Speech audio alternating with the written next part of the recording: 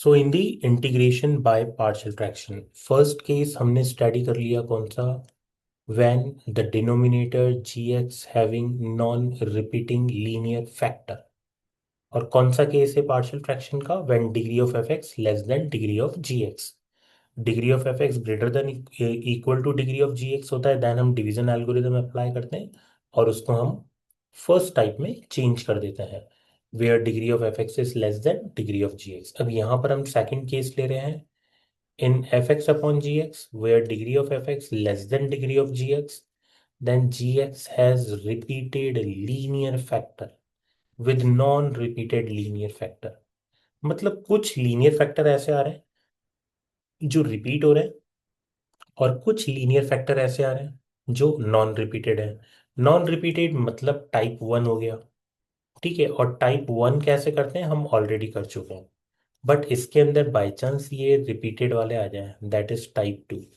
तो इसका कैसे हम इंटीग्रेशन करेंगे, देखिए इसमें हमारे पास जब भी आपके पास कुछ ऐसे आ जाता है F X upon x plus A, example that power three and X plus B power one, आप नोटिस करेंगे x प्लस बी तो क्या है, नॉन रिपीटेड लीनियर फैक्टर है, एक ही आ रहा है। x प्लस ए पावर थ्री मतलब x प्लस ए रिपीटेड लीनियर फैक्टर है, थ्री टाइम रिपीट हो रहा है। ओके, तो जो नॉन रिपीटेड है उसको तो आपने लिख दिया a upon x plus B, और रिपीटेड वाले को नोटिस करो कि कितने टाइम रिपीट हो रहा है, थ्री टाइम रिपीट हो रहा है। तो थ्री टाइम रिपीट हो रहा है तो थ्री कांस्टेंट आएंगे, एक तो ऑलरेडी हम कैपिटल ए लिख चुके हैं, दूसरा बी सी और डी ऐसे लिख देंगे दूसरे फैक्टर्स। ओके, तो थ्री टाइम रिपीट हो रहा है तो थ्री कांस्टेंट आएंगे, और थ्री कांस्टेंट के डिनोमिनेटर में एक एक करके हम पावर अप्लाई करेंगे। जैसे फर्स्ट कांस्टेंट है उसके साथ जो रिपीटेड फैक्टर है उसकी पावर वन, फिर सी के साथ रिपीटेड फैक्टर की पावर टू, फिर डी के साथ रिपीटेड फैक्टर की पावर थ्री, ऐसे इसको फॉर्मेट को लिखा जाता है। तो यहाँ पर आ जाएगा b upon x plus a, c upon x plus a whole square, d upon x plus a whole cube. तो नॉन रिपीटेड को पहले लिख दिया फिर बाद में रिपीटेड को लिख दिया, ठीक है। तो रिपीटेड में सबसे इंपॉर्टेंट होता है पावर कितनी है, पावर के अकॉर्डिंग उतने ही कांस्टेंट अप्लाई होते हैं और one by one power apply करते हैं। जैसे थ्री तक पावर है तो पहले पावर वन अप्लाई करेंगे फिर टू फिर थ्री, ऐसे ही पावर टू है तो पहले वन अप्लाई करेंगे फिर two. Same concept comparison, both side LCM ले लेंगे और फिर देन एक बार तो x is equal to minus A put up कर देंगे और एक बार x is equal to minus B put up करेंगे। बट इससे क्या होता है, दो वैल्यूज पुटअप कर रहे हैं तो दो कांस्टेंट आएंगे, बचे हुए दो कांस्टेंट कैसे आएंगे, तो ऐसे केस में हम क्या करते हैं कंपेयर कर लेते हैं, compare coefficient of power of x and constant term both side, and constant term both side. इससे क्या होता है जो रिमेनिंग कांस्टेंट होते हैं वो फाइंड आउट हो जाते हैं इजीली। देखिए क्वेश्चन करते हैं उससे क्लियर हो जाएगा ये कंसेप्ट। आपके पास क्वेश्चन है, इवेल्युएट, बहुत ध्यान से समझना है इसको, integration of three x minus two upon x plus one whole square into x plus three into D x.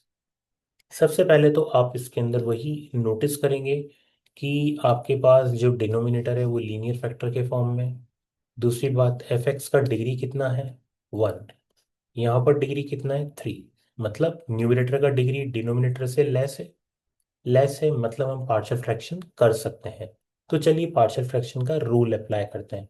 आप इसमें नोटिस करेंगे एक तो नॉन रिपीटेड लीनियर फैक्टर है और एक आपके पास रिपीटेड लीनियर फैक्टर है विद पावर टू, मतलब टू टाइम रिपीट हो रहा है।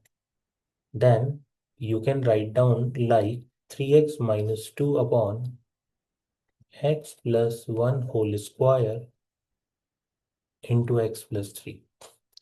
सो दैट इज ए अपॉन, मैंने नॉन रिपीटेड लिख दिया सबसे पहले, अब उसका रिपीटेड लिखता हूँ। पावर टू है तो दो कांस्टेंट आएंगे, जैसा मैंने कंसेप्ट बताया था आपको, पावर टू है तो दो कांस्टेंट आएंगे। एक कांस्टेंट आ गया बी, एक कांस्टेंट यहाँ पर आ गया आपके पास b with power one, x plus one. फिर एक बार हम कांस्टेंट सी ले लेंगे with power two, that is x plus one whole square. Now we are taking LCM on both side, 3x - 2 is equal to a x plus one whole square b x plus three into x plus one and c x plus three. This is we have taken LCM. Okay, आप notice करेंगे कितने factor हैं, दो factor है हमारे पास। एक factor आ रहा है आपके पास एक्स प्लस वन, इसको जीरो पुटअप करेंगे तो एक बार एक्स की वैल्यू माइनस वन रखेंगे। दूसरा फैक्टर आ रहा है एक्स प्लस थ्री, इसको जीरो पुटअप करेंगे तो एक्स की वैल्यू कितनी पुटअप करेंगे, -3। तो ठीक है, दो वैल्यूज तो पुटअप करते हैं। सबसे पहले हम एक्स इज इक्वल टू -1, जैसे ही आप -1 पुटअप करेंगे तो एल एच एस कितना आ जाएगा आपके पास, -5। आर एच एस में आप नोटिस करेंगे ए, कैपिटल ए वाली टर्म एलिमिनेट हो जाएगी बिकॉज इसमें एक्स प्लस वन आ रहा है, और कैपिटल बी वाली टर्म भी एलिमिनेट हो जाएगी बिकॉज इसमें भी एक्स प्लस वन आ रहा है। जैसे ही एक्स के प्लेस में -1 रखेंगे दोनों टर्म्स वैनिश हो जाएंगी, दैट इज फिनिश्ड। अब c into x plus three, यहाँ आप -1 रखोगे तो कितना आ जाएगा, 2c। दैट इज c का वैल्यू कितना आ गया, -5/2। एक बार हम दूसरा factor x is equal to -3 put up कर देते हैं। x is equal to -3 put up करेंगे लेफ्ट हैंड साइड में, 3 into -3 -9 and -2 -11। Right hand side पे आप पुटअप करेंगे x इज इक्वल टू -3, तो जो कैपिटल बी वाला पार्ट है दैट सेकंड टर्म जो है, और कैपिटल सी वाला पार्ट है दैट इज थर्ड टर्म में, दोनों में जैसे ही -3 पुटअप करेंगे they both will vanish. Only first capital A into x plus one whole square में पुटअप कर सकते हैं हम। ओके, तो यहाँ पर आ जाएगा capital A x plus one that is -3 + 1 -2 का whole square that is 4। That is capital A का वैल्यू कितना आ गया, -11/4। तो ए और सी का वैल्यू तो आ चुका है इजीली। हमें निकालना है कैपिटल बी का वैल्यू। आप एक पॉइंट नोटिस करो, जब आप कैपिटल बी का वैल्यू निकालोगे तो कैपिटल बी किस किस के साथ आ रहा है, एक्स इंटू एक्स मतलब एक्स स्क्वायर के साथ भी आ रहा है।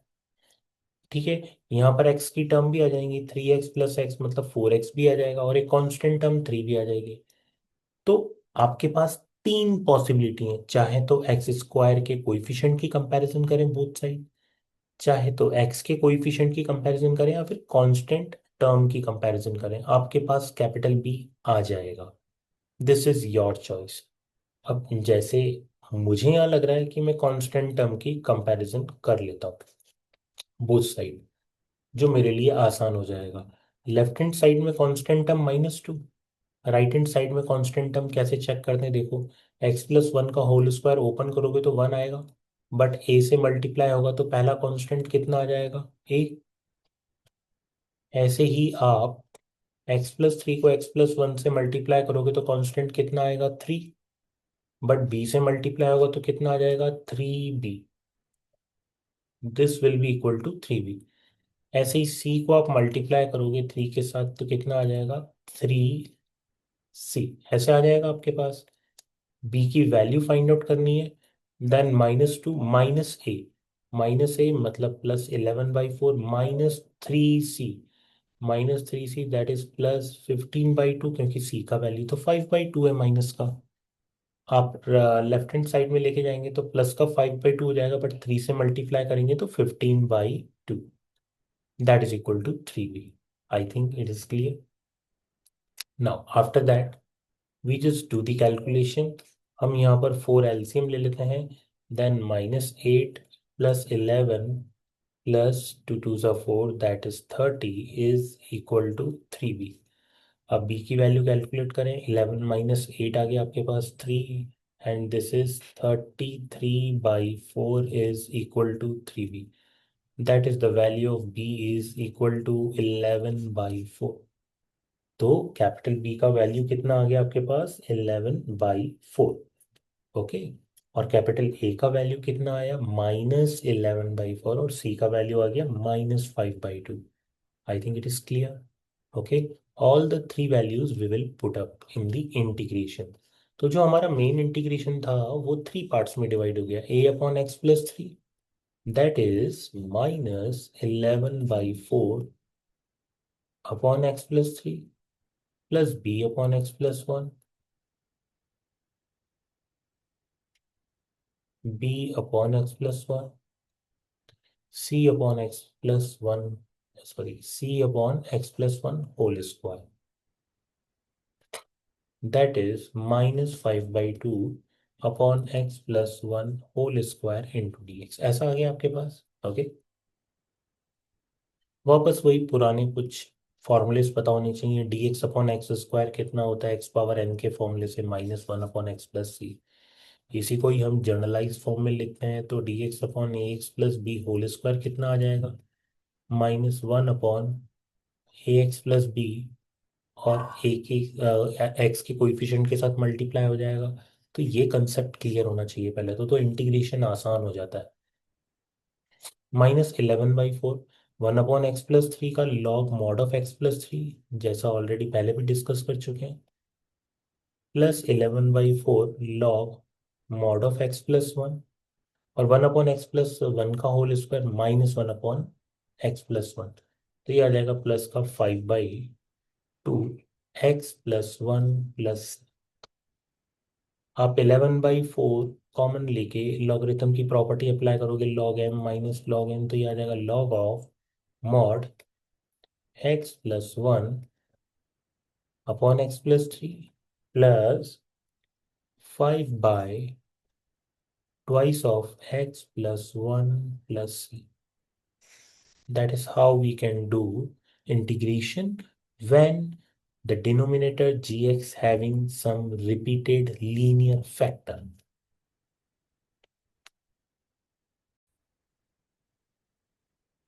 Second question related to that. In this question, we have to integrate 3x minus 1 upon x plus 2 whole square into dx. Which is, I think, question number 14 of exercise 7.5. Okay. यहाँ पर आप notice करेंगे सबसे पहला point तो वही जो भी इंटीग्रेंड है हमें चेक करना है degree of F x less than degree of ji x yes है. Then now 3x minus 1 upon x plus 2 whole square आप देखेंगे सिर्फ रिपीटेड लीनियर फैक्टर है नॉन रिपीटेड नहीं है यहाँ पर. तो ठीक है रिपीटेड लीनियर फैक्टर है तो क्या हुआ दो रिपीटेड लीनियर फैक्टर है तो फर्स्टली विद पावर 1 लिख देंगे हम a/x+2 जो प्रोसीजर है.